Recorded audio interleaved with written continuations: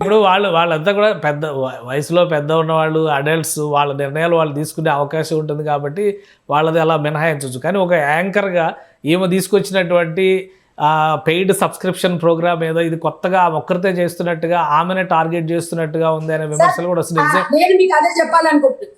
ఈ ఒక్కతే కాదు, సినిమాలలో చూపిస్తున్నారు, బయట చూపిస్తున్నారు, ఆఫ్లైన్ లో ఉన్నారు, ఆన్లైన్ లో ఉన్నారు. నేను అందుకే తన గురించి ఒక్కదాని గురించి చెప్పట్లేదు. కాకపోతే సినిమా మోజులో పడి అందరు చెడ్డవాళ్ళు లేరు, వాళ్ళకి కుటుంబాలు ఉంటాయి, మంచి మంచి వాళ్ళు ఉన్నారు సార్.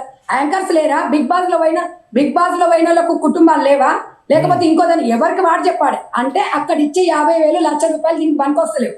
ఓవర్ నైట్ టైం ఇది ధనవంతరాలు కావాలి. ఏముంది, ఏసీలో ఇప్పుకొని చూపిస్తే అయిపోయాయి. అది సుఖానికి అలవాటు పడ్డారు. ఈ దీంట్లో తీసుకొచ్చి గ్రామీణ ప్రాంతాలలో వ్యవసాయం చేపియాలి. దీంట్లో అందం అనేది తెలుస్తుంది. అప్పుడు ఇలా ఫ్రీగా పుణ్యానికి వచ్చిన పైసలు చూసి పిల్లలని ఖరాబ్ చేస్తున్నప్పుడు రాజ్యాంగం నాకు కూడా ఇచ్చింది సార్ హక్కు. అడిగే హక్కు నాకు ఎందుకు ఇవ్వలేదు? మీకు చూపించే హక్కు మీకు ఇచ్చినప్పుడు అడిగే హక్కు నాకు కూడా ఇచ్చింది.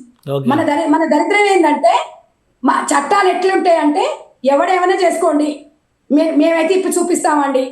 ఇప్పు చూపించిన దాంట్లో కేసులు ఉండవు, అడిగిన దాంట్లో కేసులు ఉంటాయి.